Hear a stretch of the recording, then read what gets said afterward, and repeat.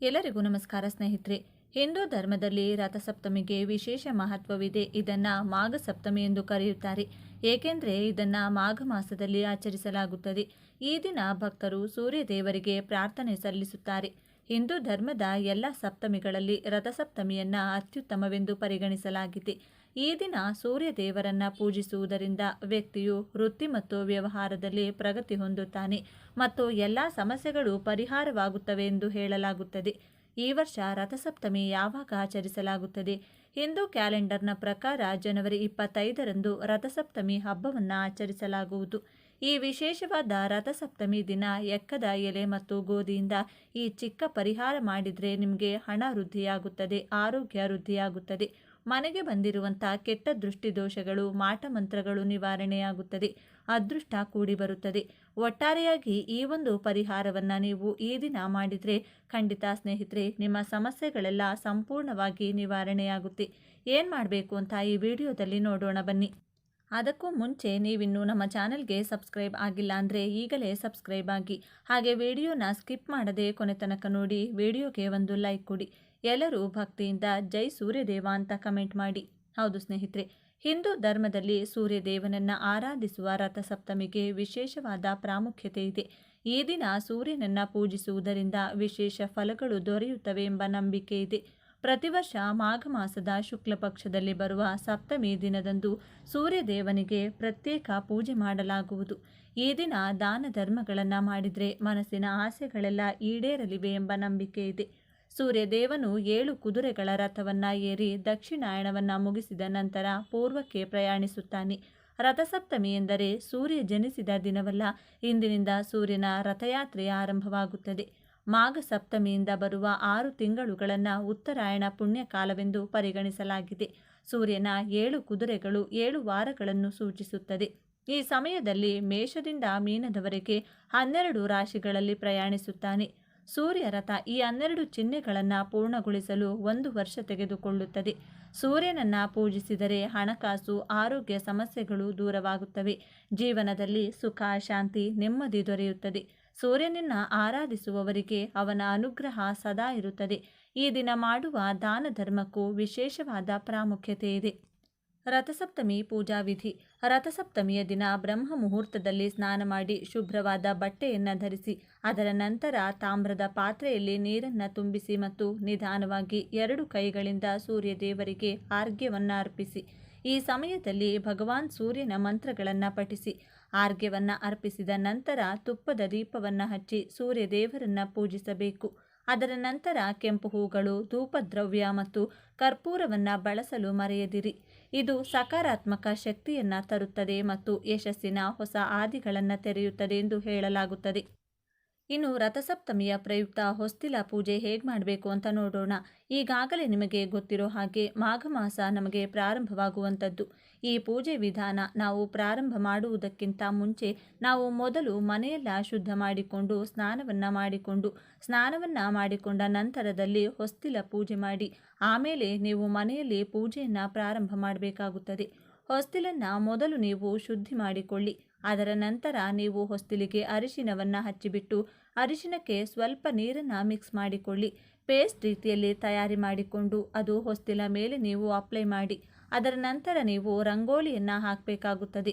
ರಂಗೋಲಿ ಹಾಕಿದ ನಂತರ ನಾವು ದೀಪಾರಾಧನೆ ಯಾವ ರೀತಿ ಮಾಡಬೇಕು ಅಂತ ತಿಳಿಸಿಕೊಡ್ತಾ ಇದ್ದೇನೆ. 2 ಎಕ್ಕದ ಎಲೆಗಳನ್ನು ತೆಗೆದುಕೊಳ್ಬೇಕು. ಹಾಗೇನೆ ಗೋಧಿಯನ್ನು ತೆಗೆದುಕೊಳ್ಬೇಕು. ಎಕ್ಕದ ಎಲೆ ಸೂರ್ಯನಿಗೆ ಸಂಬಂಧಪಟ್ಟಿರುವಂಥದ್ದು, ಹಾಗೇನೆ ಗೋಧಿ ಕೂಡ ಸೂರ್ಯನಿಗೆ ಸಂಬಂಧಪಟ್ಟಿರುವಂಥದ್ದು ಧಾನ್ಯ ಆಗಿರೋದ್ರಿಂದ ನಾವು ಎಕ್ಕದ ಎಲೆಯ ಮೇಲೆ ನಾವು ಗೋಧಿಯನ್ನು ಇಟ್ಟು ದೀಪಾರಾಧನೆಯನ್ನು ಮಾಡೋದ್ರಿಂದ ನಾವು ಸೂರ್ಯನ ಅನುಗ್ರಹ ಕೂಡ ಪಡೆಯಬಹುದು. ಹಾಗೆ ನೋಡಿ, ಎಕ್ಕದ ಎಲೆಗೆ ನಾವು ಮೊದಲು ಶ್ರೀಗಂಧ ಹಚ್ಚಿಬಿಟ್ಟು ಅದರ ನಂತರ ಅರಿಶಿನ ಕುಂಕುಮವನ್ನು ಹಚ್ಚಿ ಅದರ ನಂತರ ಗೋಧಿಯನ್ನು 1 ಹಿಡಿಯಷ್ಟು ಧಾನ್ಯವನ್ನು ಹಾಕಿದರೆ ಅಷ್ಟೇ ಸಾಕು. ಗೋಧಿಯನ್ನು ಹಾಕಿ ಅದರ ನಂತರ ನಾವು ನಿಮ್ಮ ಮನೆಯಲ್ಲಿ ಯಾವುದೇ ಆಗಿರಬಹುದು ಒಂದು ಮಣ್ಣಿನ ದೀಪಗಳನ್ನು ಇಡಿ. ಮಣ್ಣಿನ ದೀಪವನ್ನು ನಾವು ಹಚ್ಚೋದ್ರಿಂದ ಮನೆಯಲ್ಲಿ ಯಾವುದೇ ರೀತಿಯ ಒಂದು ನಕಾರಾತ್ಮಕ ಶಕ್ತಿಯು ಮನೆಯೊಳಗೆ ಪ್ರವೇಶ ಮಾಡೋದಕ್ಕೆ ಆಗೋದಿಲ್ಲ. ಹಾಗೆ ಹೊಸ್ತಿಲಿಗೆ ಅರಿಶಿನ ಹಚ್ಚೋದ್ರಿಂದನೂ ಕೂಡ ಅದೇ ಕಾರಣವಾಗಿರುತ್ತದೆ. ಹಾಗಾಗಿ ನಾವು ಮೊದಲು ಹೊಸ್ತಿಲಿಗೆ ಅರಿಶಿನವನ್ನು ಹಚ್ಚಿ ರಂಗೋಲಿ ಹಾಕಿ ಅದರ ನಂತರ ನಾವು ದೀಪಾರಾಧನೆಯನ್ನು ಮಾಡುವುದು ತುಂಬಾ ಸೂಕ್ತವಾದದ್ದು. ನೋಡಿ, ಮೊದಲು ಈಗ ನೀವು ಗೋಧಿಯನ್ನು ಹಾಕಿ ಅದರ ನಂತರ 2 ಮಣ್ಣಿನ ದೀಪವನ್ನು ಇದರ ಮೇಲಿಡಿ. ಹಾಗೆ ಎಣ್ಣೆ ಅಂತ ಬಂದಾಗ ಆದಷ್ಟು ಎಳ್ಳೆಣ್ಣೆಯನ್ನು ಉಪಯೋಗಿಸಿಕೊಳ್ಳಿ. ಇಲ್ಲಾಂದರೆ ತುಪ್ಪ ಅಥವಾ ಕೊಬ್ಬರಿ ಎಣ್ಣೆಯನ್ನು ಕೂಡ ನೀವು ಹಾಕ್ಬೋದು. ಮನೆಯಲ್ಲಿ ನೀವು ದಿನನಿತ್ಯ ಯಾವ ರೀತಿ ನೀವು ದೀಪಕ್ಕೆ ಎಣ್ಣೆ ಹಾಕ್ತಾ ಇರ್ತೀರೋ ಅದೇ ರೀತಿಯೇ ನೀವು ಈ ದೀಪಕ್ಕೆ ಎಣ್ಣೆಗಳನ್ನು ಹಾಕಿ ರೆಡಿ ಮಾಡಿಟ್ಕೊಳ್ಬಹುದು. ಹಾಗೆ ಎರಡೆರಡು ಬತ್ತಿಗಳನ್ನು ಈ ದೀಪದ ಒಳಗೆ ಹಾಕಬೇಕು. ಅದರ ಜೊತೆಯಲ್ಲಿ ನಾವು ಮೊದಲು ದೀಪಕ್ಕೆ ಅರಿಶಿನ ಕುಂಕುಮವನ್ನು ಹಚ್ಚಿ ಅದರ ನಂತರ ಎಣ್ಣೆ ಹಾಕಿ ಬತ್ತಿಯನ್ನು ಹಾಕಿ ದೀಪಾರಾಧನೆಯನ್ನು ಮಾಡಬೇಕು.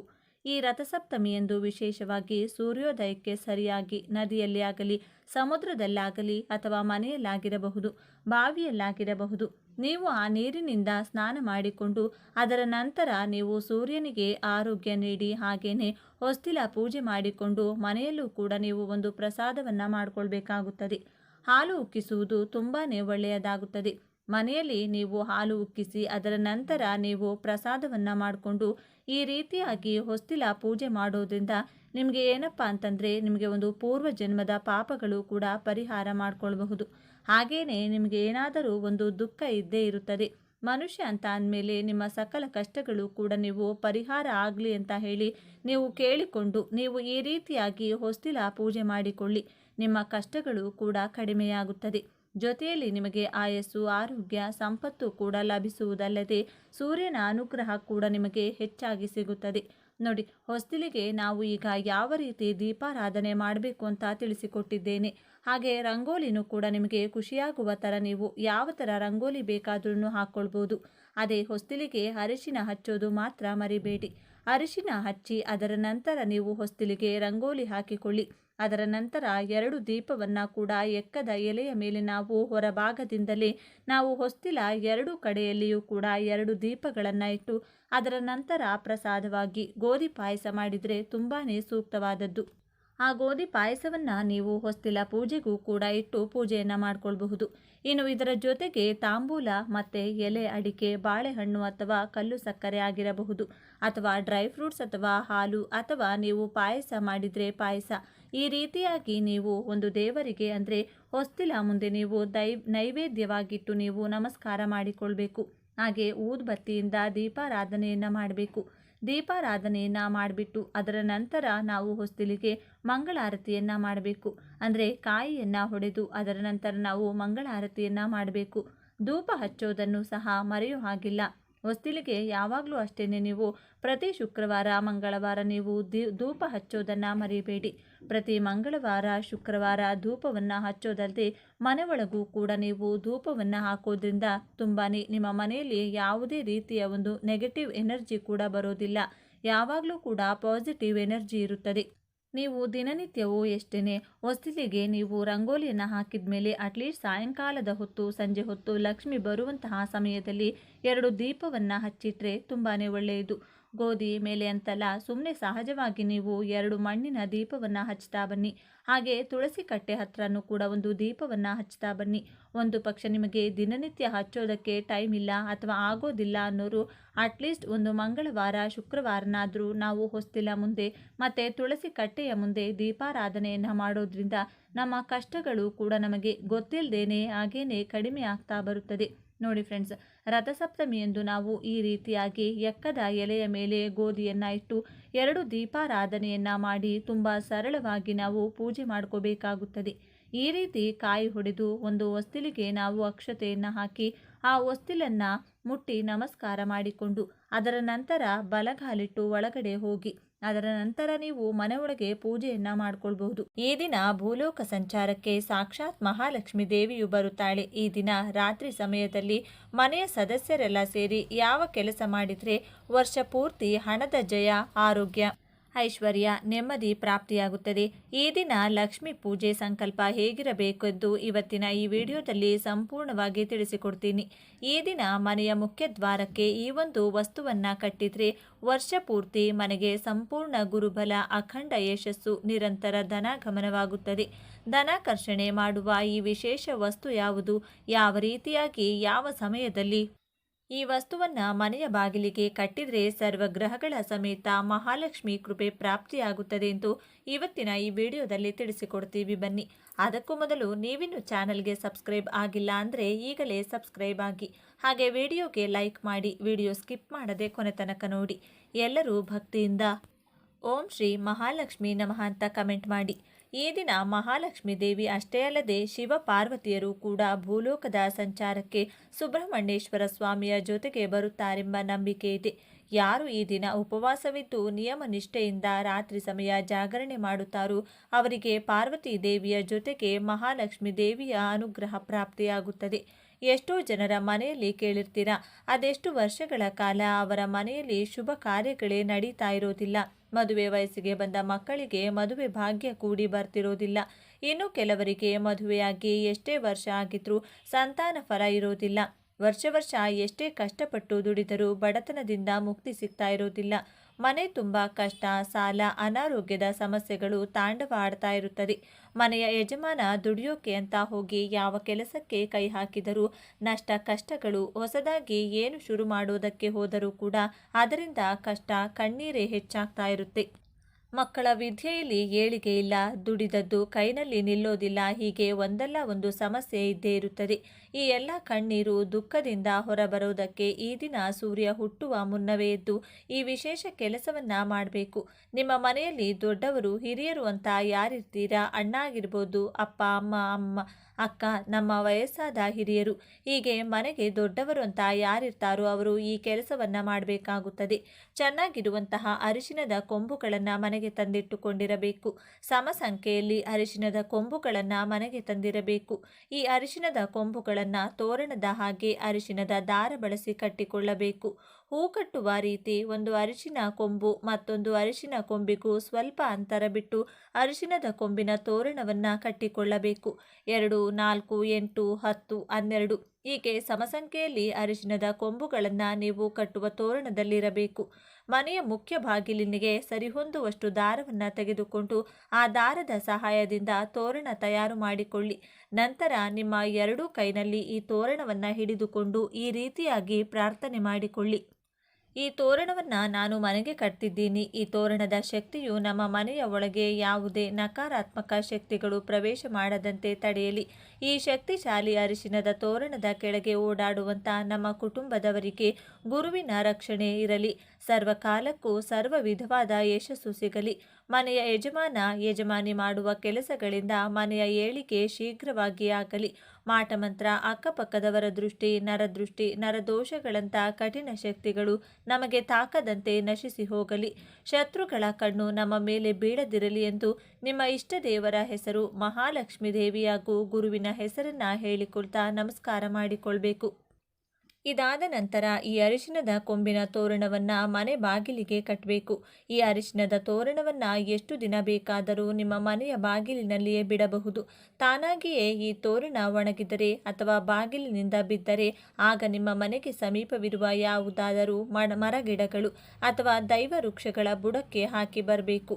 ಈ ತೋರಣವನ್ನು ಕೇವಲ ಮನೆಯ ಮುಖ್ಯ ಬಾಗಿಲಿಗೆ ಅಷ್ಟೇ ಅಲ್ಲದೆ ನಿಮ್ಮ ಮನೆಯ ದೇವರ ಕೋಣೆಗೂ ಕೂಡ ಕಟ್ಟಿಕೊಳ್ಳಬಹುದು. ಸಾಧ್ಯವಾದರೆ 2 ಅರಿಶಿನ ಕೊಂಬಿನ ತೋರಣವನ್ನು ತಯಾರು ಮಾಡಿಕೊಂಡು ಎರಡೂ ಕಡೆಗೂ ಕೂಡ ಕಟ್ಟಿಕೊಳ್ಳಿ. ಈ ತೋರಣದ ಶಕ್ತಿ ಯಾವ ರೀತಿಯಾಗಿ ಕೆಲಸ ಮಾಡುತ್ತೆ ಎಂದು ನಿಮ್ಮ ಅನುಭವಕ್ಕೆ ಬರುತ್ತದೆ. ಮನೆಗೆ ಶುಭ ಫಲಗಳನ್ನು ತರುವ ಈ ಅರಿಶಿನದ ತೋರಣವು ವೈಜ್ಞಾನಿಕವಾಗಿಯೂ ಕೂಡ ಮನೆಗೆ ಕ್ರಿಮಿಕೀಟಗಳು ಪ್ರವೇಶಿಸದಂತೆ ತಡೆಯುತ್ತದೆ. ಶಾಸ್ತ್ರದ ರೀತಿಯಲ್ಲೂ ವೈಜ್ಞಾನಿಕ ರೀತಿಯಲ್ಲೂ ಮನೆಗೆ ಈ ತೋರಣದಿಂದ ಖಂಡಿತವಾಗಿಯೂ ಲಾಭವಿದೆ. ಯಾರಿಗಾದರೂ ಸರಿ ವಿದ್ಯೆಯಲ್ಲಿ ಪ್ರಗತಿ ಸಾಧಿಸಲು ಗುರುಬಲ ಬೇಕು, ಉದ್ಯೋಗದಲ್ಲಿ ಜಯ ಸಾಧಿಸಲು ಗುರುಬಲ ಬೇಕು, ಮದುವೆ ಭಾಗ್ಯ, ಸಂತಾನ ಫಲಕ್ಕೂ ಗುರುಬಲ ಇರಲೇಬೇಕು.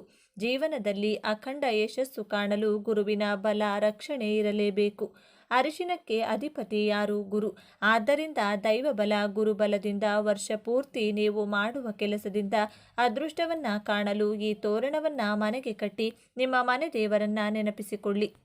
ಸಾಲಗಳು ಬೆಟ್ಟದಷ್ಟಿದ್ದರೂ ಮನೆಗೆ ನಿರಂತರ ಧನಾಗಮನವಾಗಿ ಸಾಲದಿಂದ ಮುಕ್ತಿ ಹೊಂದಿ ಬಂಗಾರ ಪ್ರಾಪ್ತಿಯಾಗುತ್ತದೆ. ಉತ್ತಮ ಆರೋಗ್ಯ, ಯಶಸ್ಸು ಈ ತೋರಣದಿಂದ ಮನೆಗೆ ಸಿಗುತ್ತದೆ. ಇನ್ನು ಅತಿ ಮುಖ್ಯವಾಗಿ ಈ ದಿನ ಮಹಾಲಕ್ಷ್ಮಿ ಅಮ್ಮನವರಿಗೆ ಪರಿಶುದ್ಧ ಮನಸ್ಸಿನಿಂದ ಎಳನೀರನ್ನ ನೈವೇದ್ಯವಾಗಿ ಅರ್ಪಿಸಬೇಕು. ಈ ದಿನ ಯಾರು ರಾತ್ರಿಯೆಲ್ಲ ಜಾಗರಣೆ ಲಕ್ಷ್ಮೀ ದೇವಿಗಾಗಿ ಕಾಯುತ್ತಾರೋ ಅವರನ್ನ ನೋಡಲು ಸಾಕ್ಷಾತ್ ಲಕ್ಷ್ಮೀ ದೇವಿಯೇ ಬರುತ್ತಾಳೆಂದು ಪುರಾಣಗಳು ಹೇಳುತ್ತವೆ. ಈ ದಿನ ಯಾರ ಮನೆಯಲ್ಲಿ ರಾತ್ರಿ ಸಮಯದಲ್ಲಿ ಕವಡೆಗಳಿಂದ ಶಬ್ದ ಮಾಡಿ ಲಕ್ಷ್ಮೀ ದೇವಿಯನ್ನ ಕರೆಯುತ್ತಾರೋ ಅವರ ಮನೆಗೆ ನೇರವಾಗಿ ಮಹಾಲಕ್ಷ್ಮಿ ದೇವಿಯ ಪ್ರವೇಶವಾಗಿ ಲಕ್ಷ್ಮಿಯ ಅಂಶ ಸಿರಿತನ ಆ ಮನೆಯಲ್ಲಿ ಶಾಶ್ವತವಾಗಿ ನೆಲೆಸುತ್ತದೆ ಎಂದು ಪ್ರಾಮಾಣಿಕ ಗ್ರಂಥಗಳಲ್ಲಿ ತಿಳಿಸಿದ್ದಾರೆ. ಈ ಕವಡೆಯ ಶಬ್ದವನ್ನ ಹೇಗೆ ಮಾಡಬೇಕು ಅಂತ ನೋಡೋದಾದ್ರೆ, ಲಕ್ಷ್ಮಿಗೆ ಪ್ರಿಯವಾದಂತಹ ಅರಿಶಿನದ ಬಣ್ಣದ ಕವಡೆಗಳನ್ನು ತೆಗೆದುಕೊಂಡು ರಾತ್ರಿ 11 ಗಂಟೆಯಿಂದ 12 ಗಂಟೆಯ ಸಮಯದಲ್ಲಿ ಸಾಧ್ಯವಾದಷ್ಟು ಬಾರಿ ಒಂದು ಅರಿಶಿನ ಬಣ್ಣದ ಬಟ್ಟೆಗೆ ಈ ಕವಡೆಗಳನ್ನು ಕಟ್ಟಿ ಶಬ್ದ ಮಾಡಬೇಕು, ಅಥವಾ ಕೈನಲ್ಲೇ ಕವಡೆಗಳನ್ನು ಹಿಡಿದು ಶಬ್ದ ಮಾಡುತ್ತಿರಬೇಕು. ಈ ಕೆಲಸವನ್ನ ಕುಟುಂಬದವರೆಲ್ಲರೂ ಸೇರಿ ಮಾಡಿದರೆ ತುಂಬ ಒಳ್ಳೆಯದು. ನಿಮ್ಮ ಗಂಡ ಹಾಗೂ ನಿಮ್ಮ ಮಕ್ಕಳು ನಿಮ್ಮ ಮಾತನ್ನ ಕೇಳೋದಿಲ್ಲ, ಇದರ ಮೇಲೆ ನಂಬಿಕೆ ಇಲ್ಲವೆಂದರೆ ಪರವಾಗಿಲ್ಲ, ಮನೆಯವರ ಪರವಾಗಿ ನೀವೇ ಜಾಗರಣೆ ಇದ್ದು ಕವಡೆಗಳನ್ನು ಶಬ್ದವನ್ನ ಮಾಡುತ್ತಾ ಮಹಾಲಕ್ಷ್ಮಿ ದೇವಿಯನ್ನ ಮನಸ್ಸಿನಲ್ಲಿಯೇ ಸ್ಮರಿಸಿಕೊಳ್ಳಿ. ಹೀಗೆ ಮಾಡೋದ್ರಿಂದ ಅಮ್ಮನವರ ಅನುಗ್ರಹ ಈ ಮನೆಗೆ ಉಂಟಾಗಿ ಹಣದ ಸಮಸ್ಯೆ ತೀರುತ್ತದೆ, ರಾಜಯೋಗದಂತಹ ಜೀವನ ನಿಮ್ಮದಾಗುತ್ತದೆ. ಹಾಗೆಯೇ ಈ ದಿನ ಒಂದು ವಿಶೇಷ ವಿಧಿವಿಧಾನವನ್ನು ಪಾಲಿಸಿದರೆ ರಾಜವೈಭವ ಉಂಟಾಗುತ್ತದೆ. ವಸ್ತು, ವಾಹನ, ಉದ್ಯೋಗ, ವ್ಯಾಪಾರ ಸರ್ವ ಕ್ಷೇತ್ರದಲ್ಲೂ ಅಖಂಡ ಶುಭ ಫಲ ಪ್ರಾಪ್ತಿಯಾಗುತ್ತದೆ. ಈ ದಿನ ಸಂಜೆಯ ಸಮಯದಲ್ಲಿ ಗಜಲಕ್ಷ್ಮಿ ದೇವಿಯ ಚಿತ್ರಪಟ ಏರ್ಪಾಟು ಮಾಡಿಕೊಂಡು ನಂತರ ಗಂಧ ಕುಂಕುಮದ ಬೊಟ್ಟನ್ನ ಇಟ್ಟು ಬೆಳ್ಳಿಯ ದೀಪ, ಮಣ್ಣಿನ ದೀಪ ಇಟ್ಟು ತುಪ್ಪ ಅಥವಾ ಎಳ್ಳೆಣ್ಣೆಯನ್ನು ಬಳಸಿ ಆ ದೀಪಕ್ಕೆ 6 ಬತ್ತಿಗಳನ್ನು ಬಿಡಿ ಬಿಡಿಯಾಗಿ ಕೂರಿಸಿ ದೀಪಾರಾಧನೆ ಮಾಡಬೇಕು. ಮಹಾಲಕ್ಷ್ಮಿ ಅಮ್ಮನವರಿಗೆ ಗುಲಾಬಿ ಪುಷ್ಪಗಳಿಂದ, ಬಿಳಿ ಹಾಗೂ ಹಳದಿ ಬಣ್ಣದ ಪುಷ್ಪಗಳಿಂದ ಪೂಜಿಸುತ್ತಾ ಲಕ್ಷ್ಮಿ ಅಷ್ಟೋತ್ತರ ಕೇಳುವುದನ್ನು ಮಾಡಬೇಕು. ಪೂಜೆ ಆದ ನಂತರ ಕರ್ಪೂರದ ಆರತಿಯನ್ನು ಬೆಳಗಬೇಕು. ಲಕ್ಷ್ಮೀ ದೇವಿಗೆ ಹಾದಿಯಿಂದ ಮಾಡಿದ ಪಾಯಸವನ್ನು ನೈವೇದ್ಯವಾಗಿ ಅರ್ಪಿಸಬೇಕು. ನಂತರ ಚಂದ್ರನ ಬೆಳಕಿನಲ್ಲಿ ಇದೇ ಹಾಲಿನಿಂದ ಮಾಡಿದ ಪಾಯಸವನ್ನು ಸ್ವಲ್ಪ ಸಮಯ ಇಡಬೇಕು. ಮತ್ತೆ ಪಾಯಸವನ್ನು ಲಕ್ಷ್ಮೀ ದೇವಿಯ ಮುಂದಿಟ್ಟು ನಂತರ ಈ ನೈವೇದ್ಯವನ್ನು ಪ್ರಸಾದವಾಗಿ ಮನೆಯ ಸದಸ್ಯರು ಸ್ವೀಕರಿಸಬೇಕು. ಪಾಯಸ ತಯಾರು ಮಾಡಲು ಸಾಧ್ಯವಾಗದಿದ್ದರೆ ಹಾಲನ್ನೇ ನೈವೇದ್ಯವಾಗಿ ಅರ್ಪಿಸಬಹುದು. ನೀವು ಮಹಾಲಕ್ಷ್ಮಿ ದೇವಿಯ ಪೂಜೆ ಮಾಡುವಾಗ 6 ಹಳದಿ ಬಣ್ಣದ ಕವಡೆಗಳನ್ನು ದೇವಿಯ ಮುಂದಿಟ್ಟು ಆರತಿ ಮಾಡಿ ಅಗರಬತ್ತಿಯ ಧೂಪವನ್ನು ತೋರಿಸಿ ನಮಸ್ಕಾರ ಮಾಡಿಕೊಂಡು ಬೀರುವಿನಲ್ಲಿ ಎತ್ತಿಡಬೇಕು. ಕವಡೆಯ ಶಬ್ದ ಮಾಡಲು ಬೇರೆ ಕವಡೆಗಳನ್ನು ಬಳಸಿಕೊಳ್ಳಬೇಕು. ಯಾರು ಈ ದಿನ ಭಕ್ತಿಯಿಂದ ಲಕ್ಷ್ಮಿ ಪೂಜೆ ಮಾಡುತ್ತಾರೋ, ಇಂದ್ರನ ಸ್ಮರಣೆಯನ್ನ ಮಾಡಿಕೊಳ್ಳುತ್ತಾರೋ ಅವರಿಗೆ ಅಶ್ವಿನಿ ದೇವತೆಗಳ ಅನುಗ್ರಹ ಕೂಡ ಪ್ರಾಪ್ತಿಯಾಗುತ್ತದೆ. ದೀರ್ಘಕಾಲದ ಅನಾರೋಗ್ಯದ ಸಮಸ್ಯೆಗಳು ದೂರವಾಗಿ ಆರೋಗ್ಯವಂತರಾಗ್ತೀರಾ. ಅಶ್ವಿನಿ ದೇವತೆಗಳ ಅನುಗ್ರಹದಿಂದ ನಿಮ್ಮ ಉದ್ಯೋಗ, ವಿದ್ಯೆ, ಕಂಕಣ, ಸಂತಾನ, ಭೂಮಿ, ಮನೆ, ಹಣಕಾಸಿನ ಯಾವುದೇ ಕೋರಿಕೆಗಳಿದ್ದರೂ ಶೀಘ್ರವಾಗಿ ನೆರವೇರುತ್ತದೆ. ಮಹಾಲಕ್ಷ್ಮಿ ಭೂಲೋಕ ಸಂಚಾರಕ್ಕೆ ಬರುವ ಸಮಯ ಸಂಜೆ ಸಮಯದಲ್ಲಿ ಅರಿಶಿನಕ್ಕೆ ಸ್ವಲ್ಪ ತುಪ್ಪವನ್ನು ಬೆರೆಸಿ ಅದರಿಂದ ಮನೆಯ ಬಾಗಿಲಿನ ಮೇಲ್ಭಾಗದಲ್ಲಿ ಸ್ವಸ್ತಿಕ್ ಚಿಹ್ನೆಯನ್ನು ಬರೆದು ಮಹಾಲಕ್ಷ್ಮಿ ದೇವಿಯನ್ನ ಮನೆಗೆ ಸ್ವಾಗತಿಸಿ. ಈ ದಿನ ದೇವರ ಮುಂದೆ ಬೆಳಗಿಸುವಂತಹ ದೀಪಕ್ಕೆ ತಾವರೆ ಬತ್ತಿಗಳು ಅಂತ ಪೂಜಾ ಸಾಮಗ್ರಿಗಳ ಅಂಗಡಿಗಳಲ್ಲಿ ಸಿಗುತ್ತದೆ. ಆ ತಾವರೆ ಬತ್ತಿಗಳನ್ನು ತಂದು ದೀಪಾರಾಧನೆ ಮಾಡಿ ಕನಕದಾರ ಸ್ತೋತ್ರ, ಶ್ರೀ ಸೂಕ್ತ, ಲಕ್ಷ್ಮಿ ಅಷ್ಟೋತ್ತರವನ್ನು ಈ ದಿನ ಮರೆಯದೆ ಕೇಳಿ. ಇದರಿಂದ ಮನೆಯಲ್ಲಿನ ಎಲ್ಲ ಕಷ್ಟ ಕಾರ್ಪಣ್ಯಗಳು ದೂರವಾಗಿ ಹಣದ ಏಳಿಗೆಯನ್ನು ನೀವು ಕಾಣಬಹುದು.